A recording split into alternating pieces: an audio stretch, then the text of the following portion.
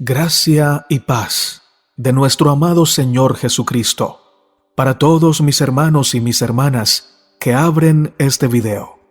Gracias por estar con nosotros, gracias por orar con nosotros y gracias por esperar juntos la venida gloriosa de nuestro amado Señor Jesucristo. Oremos para comenzar con las notas de la hermana Elena de Huay de la lección número 2.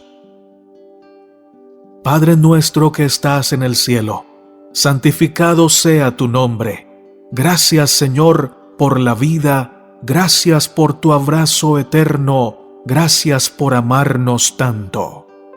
Ahora que vamos a estudiar tu santa palabra, te rogamos que nos guíes por el sendero de la justicia, que nos guíes a toda la verdad y que nos des corazones dispuestos a escuchar tu voz y a poner en práctica tu santa voluntad.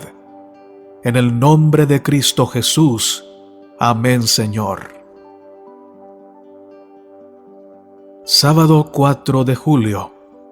Para memorizar, porque no podemos dejar de decir lo que hemos visto y oído. Hechos 4:20.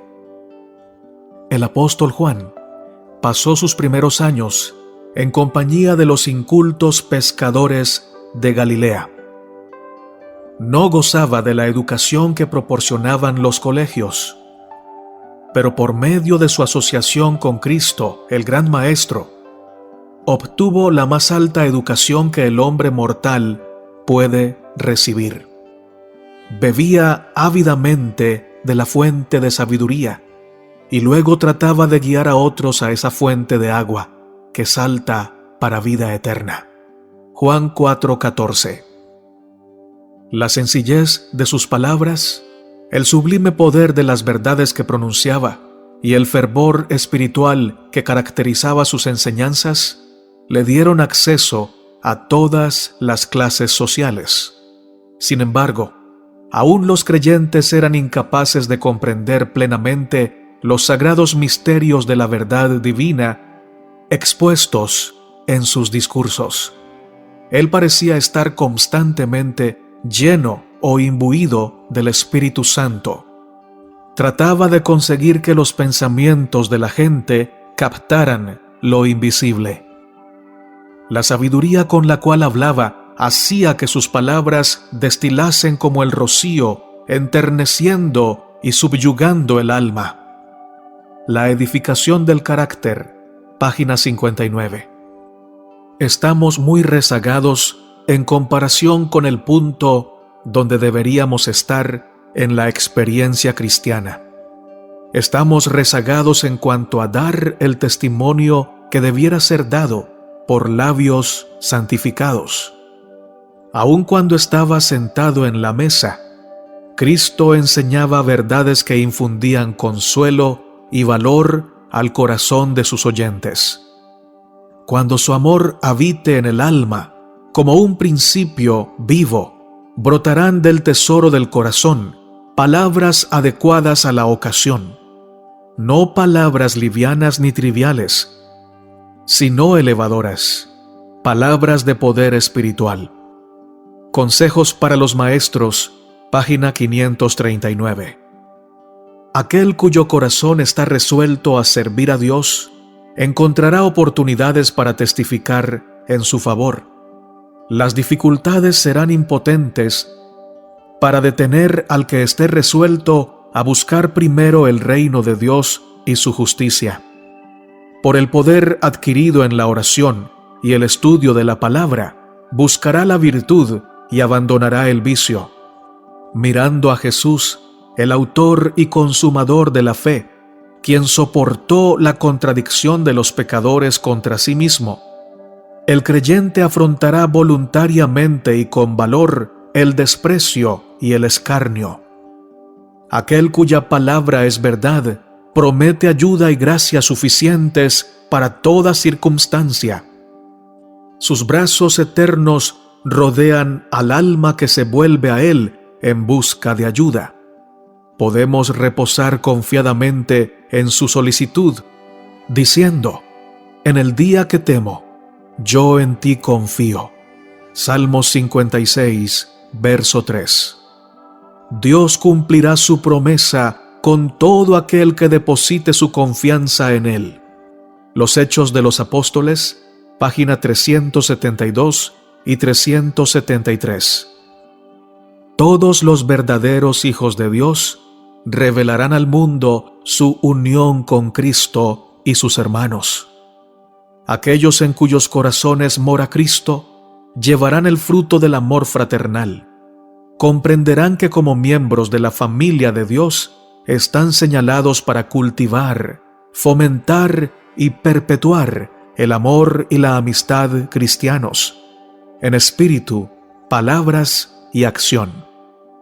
La evidencia más poderosa que puede dar un hombre de que ha nacido de nuevo y que es un nuevo hombre en Cristo es la manifestación de su amor hacia sus hermanos, el hacer las obras de Cristo. Este es el testimonio más maravilloso que se puede aportar en favor del cristianismo y que conducirá a las almas a la verdad. Hijos e hijas de Dios, página 295. Domingo, 5 de julio. Los testigos menos pensados. Marcos 5:15 dice: Vienen a Jesús y ven al que había sido atormentado del demonio y que había tenido la legión, sentado, vestido y en su juicio cabal, y tuvieron miedo. Los endemoniados curados fueron los primeros misioneros a quienes Cristo envió a predicar el Evangelio en la región de Decápolis. Durante tan solo algunos momentos habían tenido esos hombres oportunidad de oír las enseñanzas de Cristo. Sus oídos no habían percibido un solo sermón de sus labios. No podían instruir a la gente como los discípulos que habían estado diariamente con Jesús, pero llevaban en persona la evidencia de que Jesús era el Mesías. Podían contar lo que sabían, lo que ellos mismos habían visto y oído y sentido del poder de Cristo. Esto es lo que puede hacer cada uno cuyo corazón ha sido conmovido por la gracia de Dios. Juan, el discípulo amado, escribió: lo que era desde el principio, lo que hemos oído, lo que hemos visto con nuestros ojos, lo que hemos mirado y palparon nuestras manos tocante al verbo de vida. Lo que hemos visto y oído, eso os anunciamos. Primera de Juan, capítulo 1, versos 1 al 3. El deseado de todas las gentes, página 307. Después de sanar a la mujer, Jesús deseó que ella conociese la bendición recibida. Los dones del Evangelio no se obtienen a hurtadillas ni se disfrutan en secreto.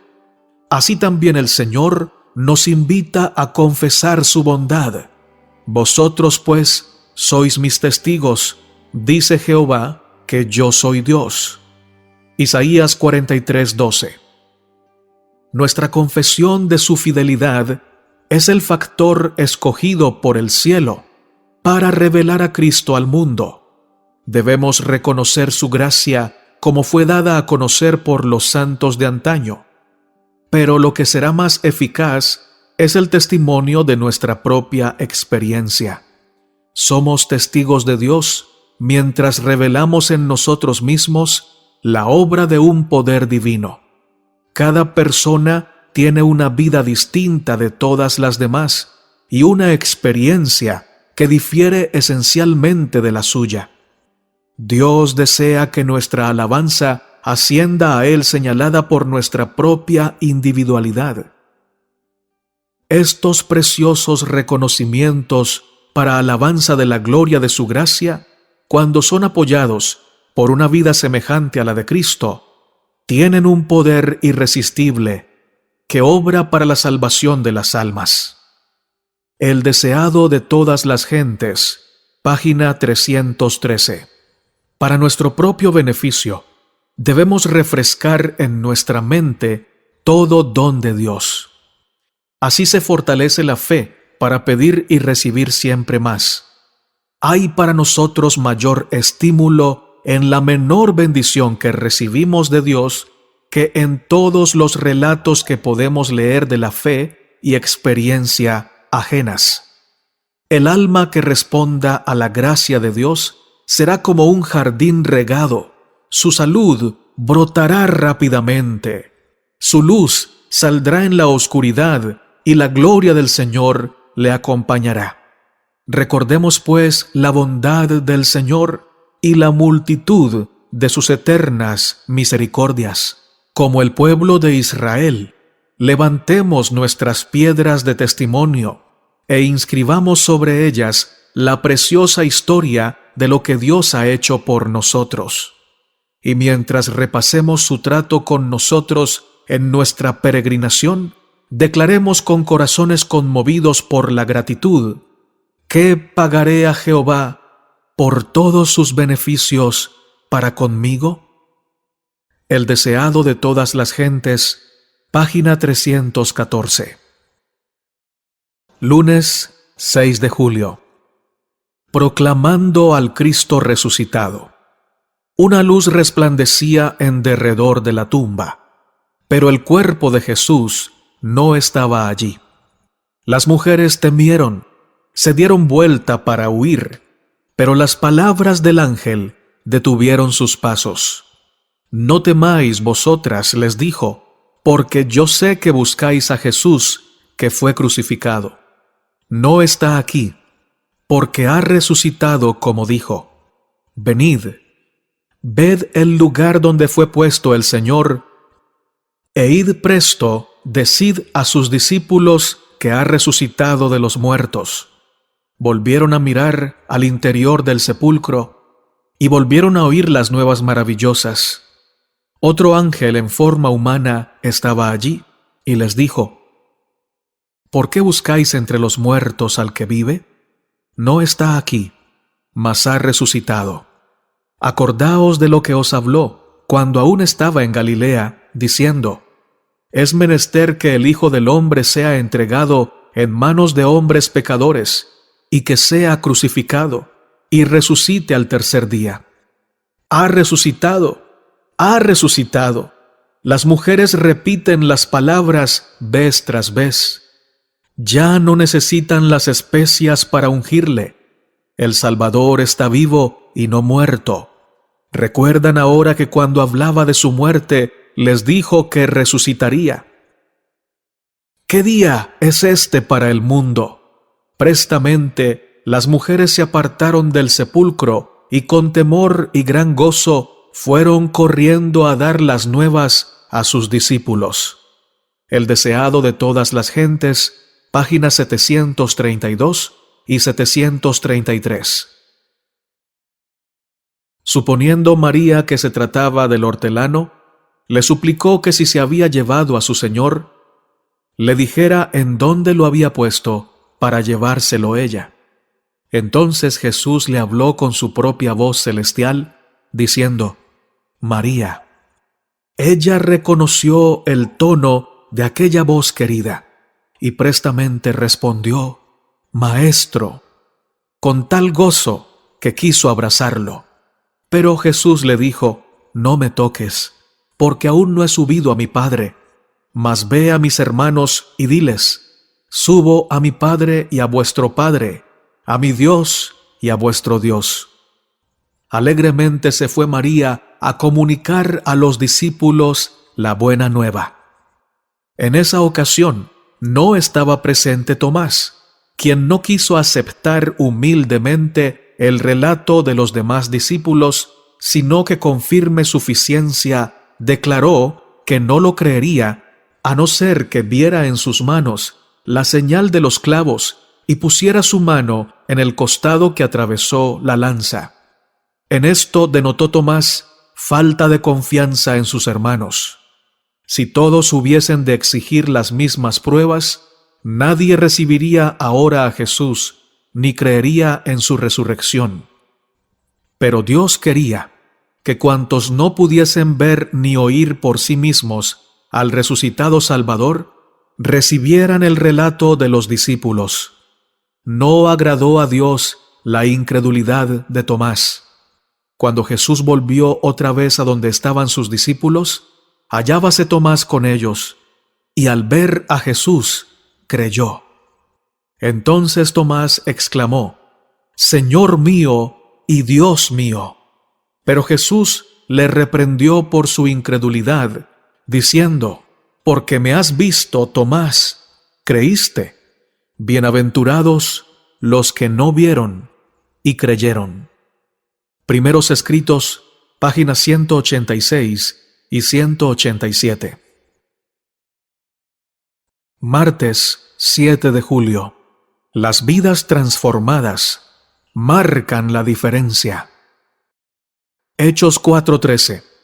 Entonces, viendo el denuedo de Pedro y de Juan, y sabiendo que eran hombres sin letras y del vulgo, se maravillaban y les reconocían que habían estado con Jesús. Hechos 2:41. Así que los que recibieron su palabra fueron bautizados, y se añadieron aquel día como 3,000 personas. En la vida del discípulo Juan se ejemplifica la verdadera santificación. Durante los años de su íntima asociación con Cristo, a menudo fue amonestado y prevenido por el Salvador, y aceptó sus reprensiones. A medida que el carácter del Divino Maestro se le manifestaba, Juan vio sus propias deficiencias, y esta revelación le humilló. Día tras día, en contraste con su propio espíritu violento, contemplaba la ternura y la tolerancia de Jesús y oía sus lecciones de humildad y paciencia. Día tras día su corazón fue atraído a Cristo hasta que se perdió de vista a sí mismo por amor a su Maestro. El poder y la ternura, la majestad y la mansedumbre, la fuerza y la paciencia que vio en la vida diaria del Hijo de Dios llenaron su alma de admiración. Sometió su temperamento resentido y ambicioso al poder modelador de Cristo, y el amor divino realizó en él una transformación de carácter.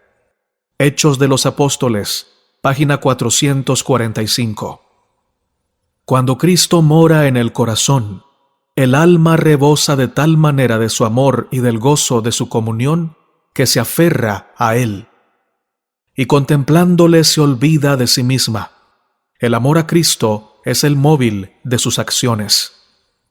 Los que sienten el amor constreñidor de Dios no preguntan cuánto es lo menos que pueden darle para satisfacer lo que Él requiere. No preguntan cuál es la norma más baja que acepta, sino que aspiran a una vida de completa conformidad con la voluntad de su Redentor. Con ardiente deseo lo entregan todo y manifiestan un interés proporcional al valor del objeto que procuran. El profesar que se pertenece a Cristo, sin sentir ese amor profundo, es mera charla, árido formalismo, gravosa y vil tarea. El camino a Cristo, página 45. Dios nos ha dado el don del habla para que podamos relatar a otros cómo Él nos trata, para que su amor y compasión pueda conmover a otros corazones y que de otras almas puedan elevarse también alabanzas a aquel que nos ha llamado de las tinieblas a su luz admirable. El Señor ha dicho: «Vosotros sois mis testigos». Isaías 43:10. Pero todos los que son llamados a testificar por Cristo deben aprender de Él a fin de ser testigos eficientes. Como hijos del Rey Celestial, deben educarse para dar testimonio en voz clara y distinta, y de tal manera que nadie pueda recibir la impresión de que les cuesta hablar de la misericordia del Señor.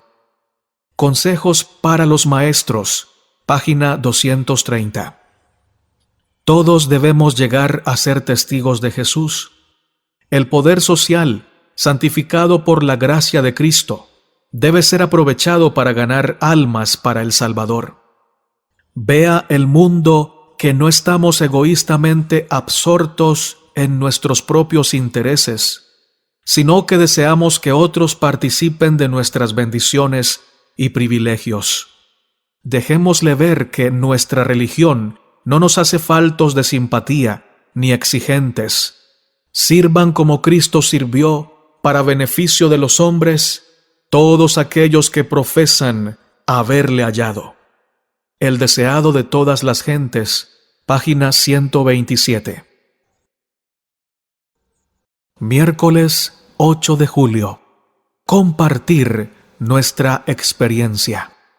Hechos 26, 19 al 23 nos dice: Por lo cual, oh Rey Agripa, no fui rebelde a la visión celestial, sino que anuncié primeramente a los que están en Damasco y Jerusalén, por toda la tierra de Judea, y a los gentiles, que se arrepintiesen y se convirtiesen a Dios, haciendo obras dignas de arrepentimiento. Por causa de esto, los judíos, prendiéndome en el templo, intentaron matarme. Pero habiendo obtenido auxilio de Dios, persevero hasta el día de hoy, dando testimonio a pequeños y a grandes, no diciendo nada fuera de las cosas que los profetas y Moisés dijeron que habían de suceder, que el Cristo había de padecer y ser el primero de la resurrección de los muertos, para anunciar la luz al pueblo y a los gentiles. En la religión verdadera no hay egoísmo ni exclusividad. El Evangelio de Cristo es expansivo. Se lo describe como la sal de la tierra, como la levadura transformadora, como la luz que alumbra en lugar oscuro. Es imposible que alguien retenga el amor y el favor de Dios y disfrute de comunión con Él, y no sienta responsabilidad por las almas por las cuales Cristo murió, que se encuentran en el error y las tinieblas, y que perecen en sus pecados. Si los que profesan ser seguidores de Cristo no resplandecen como luminarias en el mundo, el poder vital los abandonará, y se volverán fríos y sin la semejanza de Cristo. El embrujo de la indiferencia se apoderará de ellos, junto con una mortal pereza espiritual, que los convertirá en cadáveres en lugar de representantes vivientes de Jesús. Cuando el Espíritu de Dios se posesiona del corazón, transforma la vida. Se desechan los pensamientos pecaminosos, se renuncia a las malas acciones. El amor, la humildad y la paz ocupan el lugar de la ira, la envidia y las rencillas. La tristeza es desplazada por la alegría y el semblante refleja el gozo del cielo. Nadie ve la mano que levanta la carga, ni cómo desciende la luz de los atrios celestiales. La bendición llega cuando el alma se entrega a Dios por fe. Entonces ese poder que ningún ojo humano puede ver, crea un nuevo ser a la imagen de Dios. Mente, carácter y personalidad, tomo 2, página 791. El verdadero cristiano comprenderá lo que significa pasar por serios conflictos y pruebas, pero crecerá firme y constantemente en la gracia de Cristo para hacer frente con buen éxito al enemigo de su alma. Por momentos las tinieblas le oprimirán el alma, pero la luz verdadera resplandecerá. Los brillantes rayos del sol de justicia disiparán la oscuridad, y por medio de la gracia de Cristo será capacitado para ser un fiel testigo de las cosas que ha escuchado del inspirado mensajero de Dios.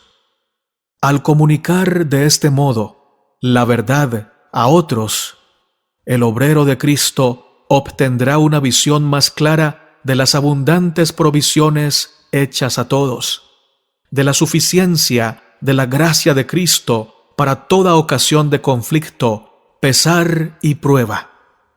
mediante el misterioso plan de redención, se ha provisto gracia, de modo que la obra imperfecta del instrumento humano pueda ser aceptada en el nombre de Jesús, nuestro abogado.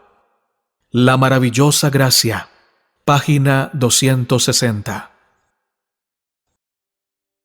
Jueves 9 de julio. El poder de un testimonio personal. Agripa, rey de los judíos, había sido instruido en la ley y los profetas, y había aprendido por medio de testigos confiables algunos de los hechos de los cuales Pablo le hablaba ahora. Entonces los argumentos eran claros y convencedores. No pudo evitar ser afectado por el celo ardiente que no podía ser apagado ni por los azotes ni por las prisiones. Profundamente afectado, Agripa perdió por un momento de vista todo lo que le rodeaba y la dignidad de su posición. Consciente solo de las verdades que había oído, viendo al humilde preso de pie ante él como embajador de Dios, contestó involuntariamente: «Por poco me persuades a ser cristiano». Fervientemente, el apóstol respondió: «Quisiera Dios que por poco o por mucho, no solamente tú, sino también todos los que hoy me oyen, fueseis hechos tales cual soy yo». Y añadió mientras levantaba sus manos encadenadas: «excepto estas cadenas». Todos los presentes fueron convencidos que Pablo no era un prisionero común. No podía ser impostor nadie que hablara como él hablaba, que presentara los argumentos que él había presentado, que fuera tan lleno de la exaltación de una fe inspiradora, tan enriquecido por la gracia de Cristo, tan tranquilo en la conciencia de la paz con Dios y con los hombres. No podía ser impostor nadie que pudiera desear que todas las personas distinguidas de la nobleza pudieran tener la misma esperanza y confianza que a él lo sostenía. Pero ¿quién, sin ningún deseo de venganza, podía orar que ellos fueran salvados de los conflictos, pesares y aflicciones que él había experimentado? El cristianismo hace un caballero de un hombre. Cristo era cortés, aún con sus perseguidores, y sus verdaderos discípulos manifestarán el mismo espíritu. Miremos a Pablo ante los gobernantes. Su discurso ante Agripa es una ilustración de la verdadera cortesía, como también de la elocuencia persuasiva. El Evangelio no estimula la cortesía formal corriente en el mundo, sino que la brota de la verdadera bondad del corazón. Nunca se revelará verdadero refinamiento mientras se tenga al yo como objeto supremo. El amor debe morar en el corazón. Un cristiano cabal encuentra sus motivos de acción en su profundo amor cordial hacia su Maestro. De las raíces de su afecto por Cristo brota un interés abnegado en sus hermanos. El amor imparte a su poseedor gracia, propiedad y dignidad de comportamiento. Ilumina el rostro y suaviza la voz, refina y eleva todo el ser. Obreros Evangélicos, página 129. Tenéis el privilegio de estar gozosos en el Señor y de regocijaros en el conocimiento de su gracia sostenedora. Tome posesión su amor de la mente y el corazón de cada cual. Guardaos del cansancio excesivo, de las preocupaciones agotadoras y de la depresión. Dad un testimonio elevador. Apartad vuestra vista de lo oscuro y lo desalentador, y contemplad a Jesús, nuestro gran dirigente. Testimonios para los ministros, página 513. Viernes, para estudiar y meditar. El reino de los cielos se puede sentir, pero no se puede ver. La obra que realiza interiormente el Espíritu de Dios se puede comparar con la de la levadura. Cristo ilustra lo que es el corazón humano por medio de esta parábola. La levadura de la verdad, al obrar interiormente, se revela en la vida. El corazón debe ser purificado de toda inmundicia. El hombre debe estar preparado y debe tener rasgos de carácter que lo capaciten para servir al Señor en cualquier ramo de la obra. El proceso mediante el cual la levadura transforma la masa en cuyo interior se encuentra es invisible, pero su influencia continúa hasta que ésta se convierte en pan. De ese modo, el Espíritu de Dios debe producir un cambio radical. No se proporcionan facultades nuevas al individuo, sino que se opera un cambio total en el empleo de ellas. Las inclinaciones naturales se suavizan y se someten. Se implantan nuevos pensamientos, nuevos sentimientos y nuevos motivos. Pero aunque cada facultad se regenera, el hombre no pierde su identidad. Las Escrituras constituyen el gran instrumento que obra esta transformación. Cristo oró: santifícalos en tu verdad, tu palabra es verdad. Juan 17:17. Somos colaboradores de Dios en esta gran obra. El instrumento divino necesita la cooperación del instrumento humano. La masa en cuyo interior se ha colocado la levadura representa el corazón del que cree en Jesús y lo recibe. Cristo manifiesta en lo exterior los principios que sólo Él puede implantar en el interior del ser. El mundo considera un misterio insoluble a esta clase de seres humanos.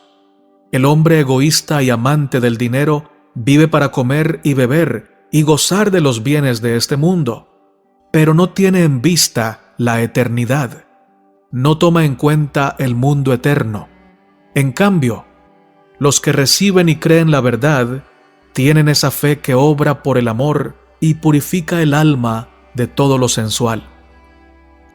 El mundo no los puede conocer, porque tienen en cuenta las realidades eternas. Un poder motivador obra interiormente para transformar el carácter. Una influencia que impulsa, recibida del cielo, obra como levadura escondida en la masa. El amor de Jesús se introduce en el corazón con su poder redentor para controlar todo el ser, el alma, el cuerpo y el espíritu. El amor de Jesús se introduce en el corazón con su poder redentor para controlar todo el ser, el alma, el cuerpo y el espíritu. Si este mensaje ha bendecido tu vida, mi hermano y mi hermana, te invitamos a darle me gusta, a compartirlo con tus contactos. También te invito a suscribirte al canal En Defensa de la Fe. Vamos a orar para terminar. Dios de Abraham, de Isaac y de Israel, cuán grande es tu nombre en toda la tierra. Te damos gracias por esta palabra llena de instrucción. Gracias por cada consejo, por cada mandato. Gracias, Señor, porque no dejas a tu pueblo en la oscuridad, sino que lo rodeas con abundante luz de tu corazón. Gracias, Señor, por el espíritu de profecía. Gracias por tu santa palabra. Gracias por esa revelación que nos ayuda a mantenernos firmes en la roca eterna. Gracias también porque contestas nuestras oraciones, porque en medio de un mundo tan convulsionado, tan confuso, tan lleno de tristezas y de injusticias, tú nos permites estar confiados, estar tranquilos, tener paz en nuestra vida al confiar en Cristo Jesús. Gracias, oh Señor, porque a cada uno de mis hermanos y de mis hermanas les respondes sus peticiones. Gracias porque cuidas de sus familias, de sus congregaciones. Gracias porque prosperas sus proyectos. Gracias porque nos das sanidad en tu gran amor, y gracias porque siempre nos abrazas y no permites que la soledad nos quite el gozo. Oro por cada petición de mis hermanos y de mis hermanas, las cuales tú conoces y respondes. Gracias por escucharnos en nuestras oraciones. En el nombre de Jesús. Amén, Señor.